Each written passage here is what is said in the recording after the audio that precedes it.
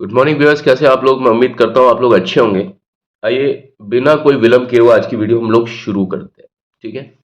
सबसे पहले हम देखेंगे कि ये जो है इसका पूरा सेंटेंस हम देखेंगे, कहाँ से लेके कहाँ तक सेंटेंस जा रहा है। तो आप देखेंगे सेंटेंस बहुत लंबा सेंटेंस है। जानबूझ करके मैं आजकल इस तरह की चीज़ों को उठा रहा हूँ ताकि आप सही तौर पर अंग्रेजी को ठीक तरीके से सीखें। सिर्फ कहानी और किस्सों में अंग्रेजी की बात नहीं होनी चाहिए, क्योंकि कहानी किस्सों से ऊंची चीज होती है इंग्लिश। और आपको हर जगह पर कहानी या किस्से सुनने को नहीं मिलते हैं। ठीक है।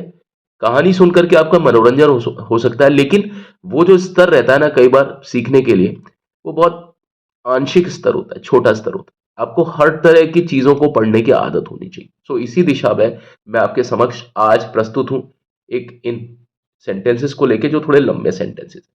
इसमें आप देखिए फुल स्टॉप यहां पर आ रहा है।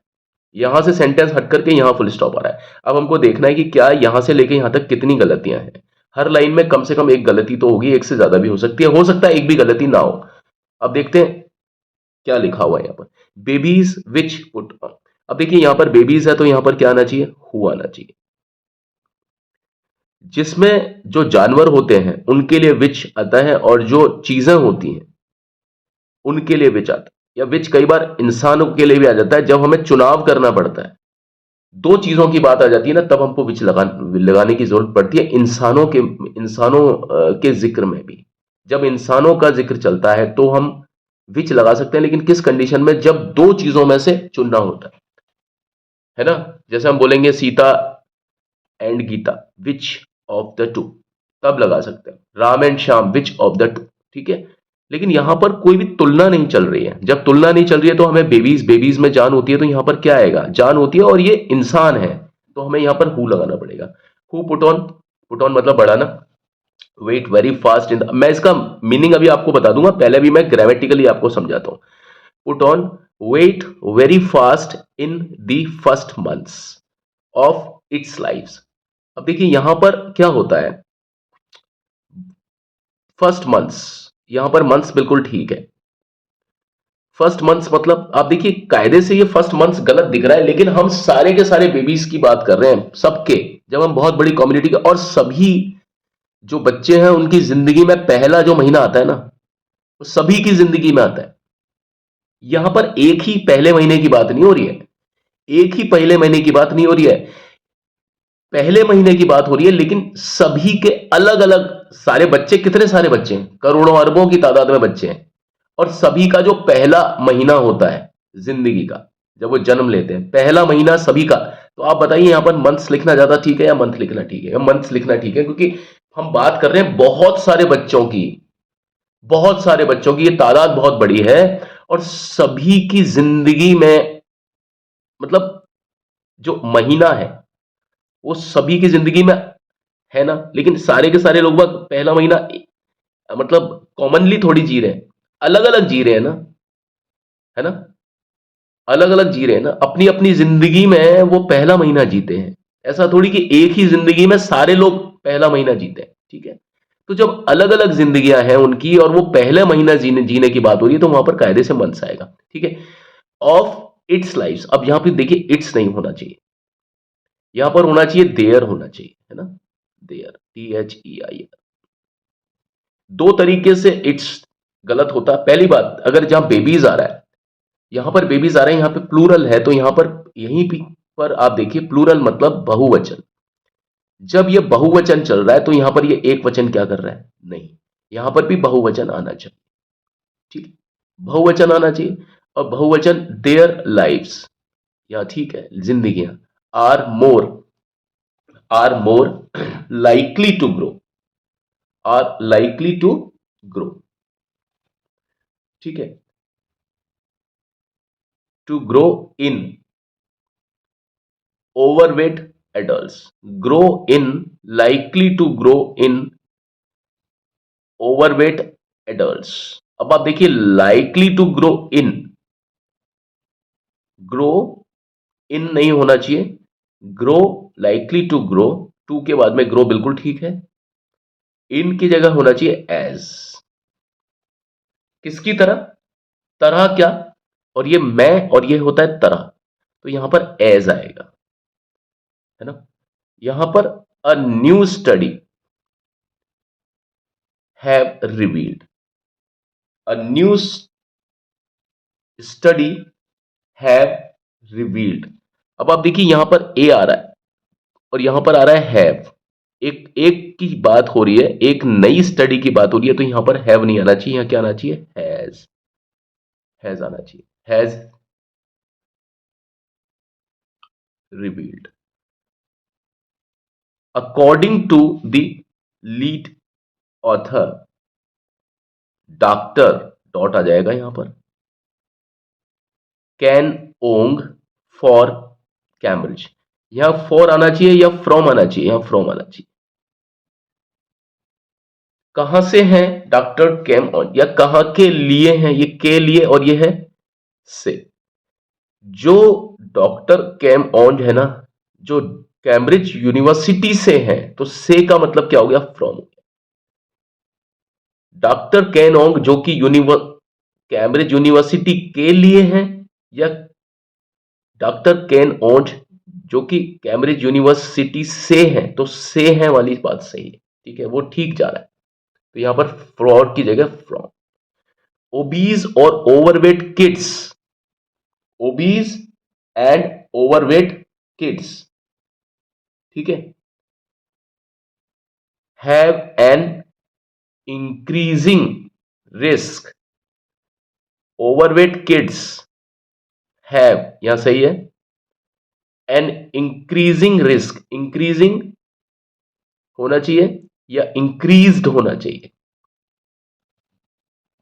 या होना चाहिए इंक्रीज्ड, इंक्रीज्ड रिस्क। रिस्क दूसरे के ऊपर है या खुद के ऊपर ही है, बच्चों का, यानी बच्चों को खुद को रिस्क है। ये मोटापा जो होता है बच्चों में, जिस बच्चे को मोटापा हो जाता है, मोटापे होते हैं, ओबीज चिल्ड्रन होते हैं, ओबीज बेबीज होते हैं, उनको खुद को नुकसान होता है अपने मोटापे से या दूसरे लोगों को नुकसान होता है। अगर दूसरे लोगों को नुकसान होता तो इंक्रीजिंग सही था, और खुद को ही नुकसान हो रहा है तो यहां पर इंक्रीज्ड ठीक है। Have an increased risk of suffering, suffering for various diseases. For होना चाहिए या फ्रॉम होना चाहिए, या होना चाहिए फ्रॉम, फ्रॉम वेरियस डिजीजेस, है ना।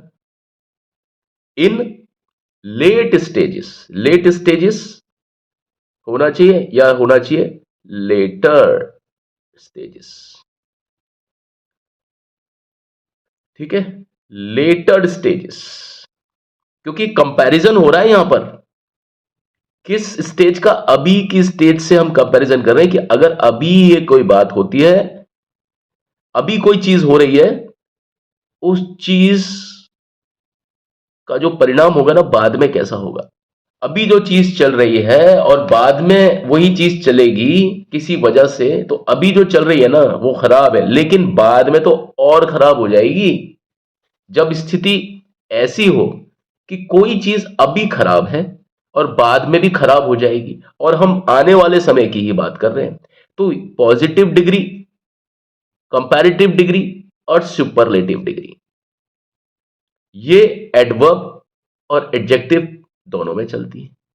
लेकिन हम कंपैरेटिव डिग्री कब बताते हैं, जब बताते हैं कंपैरेटिव डिग्री जब हम वर्तमान काल की हम बात कर रहे हैं और हम भविष्य की बात को भी जोड़ रहे हैं, तो हम आज की स्थिति और भविष्य काल की स्थिति के बीच में एक तुलना स्थापित कर रहे हैं। जब हम तुलना स्थापित करते हैं और बाद की बात करते हैं ना, दो स्थिति की तुलना और बाद की बात कर रहे हैं, तो यहां पर लेट की जगह क्या आएगा, लेटर। तो ये चीज आपको समझ में आ गई, बिल्कुल।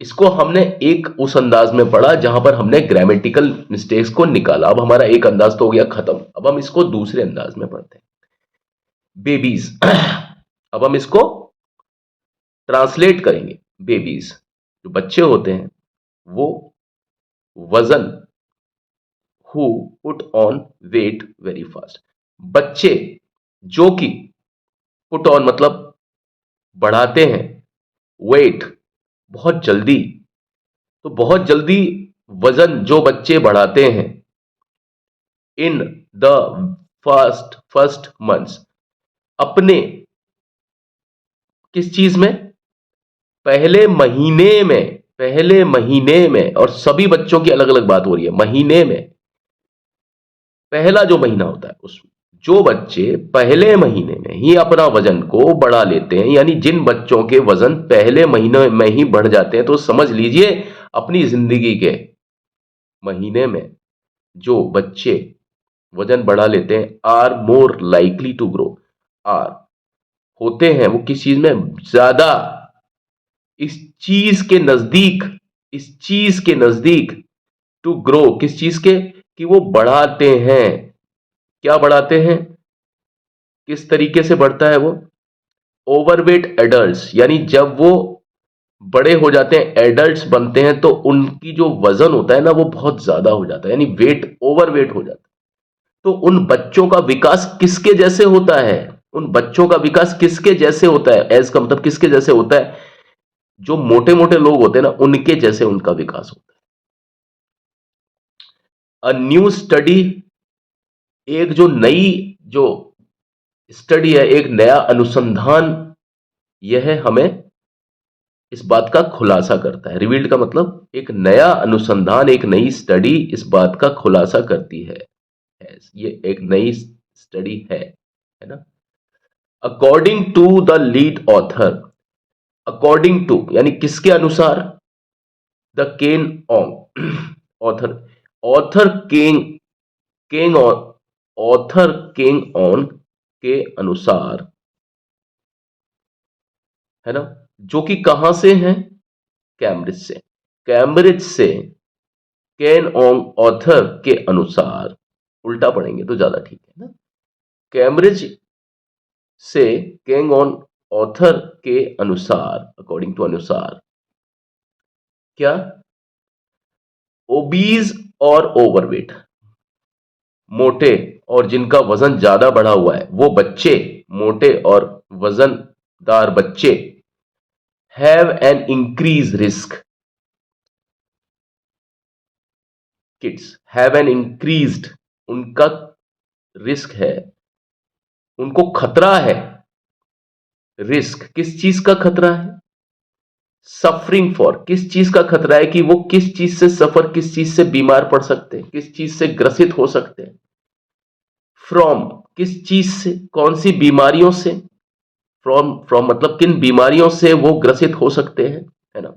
जिन बच्चों का वजन ज्यादा, जिन बच्चों का वजन बढ़ता है, जिन बच्चों का वजन बढ़ता है वो किन बीमारियों से ग्रसित हो सकते हैं, इन यानी अपनी किस जिंदगी में, मैं मतलब उन जिंदगी में जो कि अब आगे आएगी, यहां पे मैंने बताया ना फ्यूचर की बात हो रही, जो कि जब वो बड़े हो जाते हैं, तो जब कोई बच्चा छोटे से बड़ा हो जाता है, तो जब बड़ा होने वाली जिस दिशा होती है वो फ्यूचर की होती है, तो वो जो स्टेज होती है ना, उस स्टेज में उनको बहुत सारी अलग अलग बीमारियां लगने का खतरा होता है उनकी जिंदगी में। ठीक है, तो ये आपने आज ये देखा किस तरीके से हमने इसको पढ़ा, और ये पढ़ने के पीछे वजह ये थी कि देखिए हम किसी भी चीज का सार समझते हैं कोई भी हमको व्यक्ति ऐसे नहीं है कि आप ट्रांसलेशन, आप इंग्लिश से हिंदी में आपको कोई लिखाता है कि साहब आप इसका ट्रांसलेशन लिखिए, नहीं, ये तो सिर्फ ट्रांसलेशन कुछ ही जगह पर लिखाया जाता है, लेकिन मैं सभी की बात कर रहा हूं, सिर्फ स्टूडेंट्स की बात नहीं कर रहा हूं। शब्द का मीनिंग पकड़ पकड़ करके अगर हम ट्रांसलेशन करते हैं ना, तो वो हमारे दिमाग में कई बार गलत संदेश दे जाता है। जबकि ट्रांसलेशन जो होता है ना, किसी भी चीज का जो अनुवाद होता है ना, एक भाषा से दूसरी विदेशी भाषा में, वो कभी भी शब्द से शब्द का अनुवाद नहीं हो सकता। शब्द से शब्द का अनुवाद हमको कहीं लिखने के लिए भी नहीं कहा जाता, बहुत कम एग्जाम है जिसमें ऐसे कहा जाता है। लेकिन बात हम उनकी करें, चाहे हम पूरी सबकी करें, पूरी कम्युनिटी की करें, तो इंग्लिश अगर आप एक भाषा से दूसरी भाषा में जब समझते हैं, यानी इंग्लिश से जब आप हिंदी में उसका अनुवाद अपने दिमाग में करते हैं, तो दिमाग में अनुवाद इसी प्रकार किया जाता है। पहले तो आप ग्रामेटिकली देख, यहां पर मैंने ग्रामर इसलिए बताई क्योंकि मेरा कर्तव्य ये भी है आपको अंग्रेजी सिखाना। सिखाना मतलब ट्रांसलेशन, और सही अंग्रेजी सिखाना मतलब ग्रामर। ट्रांसलेशन तो आपको कोई भी सिखा देगा, लेकिन सही तरीके से ट्रांसलेशन मतलब सही अंग्रेजी सिखाना, मतलब ग्रामर के साथ में खेलना, ग्रामर को सही समझना, सही तरीके से कि यहां इसमें ग्रामर सही लिखी हुई है नहीं। अगर ये वाक्य में एक एक लाइन में अगर कुछ गलत लिखा हुआ है तो हमें गलत करने का भी, मतलब सही करने का भी हमको मालूम होना चाहिए कहां पर गलती है और कहां पर सही हमको करना है किस प्रकार से। तो चीजें सही हो जाए इसलिए तो ग्रामर मैंने अप्लाई करी, चीजें समझ में आ जाए इसलिए मैंने ट्रांसलेशन को अप्लाई किया। ठीक है ना, तो दोनों तरीके से आपकी भाषा है, आपका जो वो स्टडी है, आपका अध्ययन है ना, वो दोनों तरीके से चलना चाहिए, कंसेप्चुअली भी, कंटेक्चुअली और कंसेप्चुअली, और साथ में ग्रामेटिकली। ठीक है, तो बस आज की वीडियो में इतना ही। अगली वीडियो में आपके समक्ष फिर से एक मैं समस्या को लेकर के आता हूं इसी प्रकार की। मुझे उम्मीद है कि आपको ये मेरा वीडियो अच्छा लगा होगा, लेकिन चलने से पहले मेरी आपसे वही रिक्वेस्ट है, वही इल्तिजा है कि प्लीज मेरे इस चैनल को लाइक, शेयर, सब्सक्राइब और कमेंट प्लीज प्लीज प्लीज जरूर कीजिएगा। ठीक है, ताकि मुझे ये समझ में आए कि मुझे और आगे क्या करने की जरूरत है, जो कि मेरे स्टूडेंट्स मुझसे चाहते हैं। ठीक है, मैं कमेंट्स का जवाब नहीं दे पाता हूं, लेकिन अब मैं उनके जवाब दूंगा। थोड़ा सा व्यस्तता मेरी लाइफ में थोड़ी ज्यादा थी। ठीक है, तो बस थैंक यू, अभी तो चलता हूं, लौट के मिलता हूं। Take care, a very good morning and blessed life to all of you my viewers and all other than my viewers as well. Bye, take care.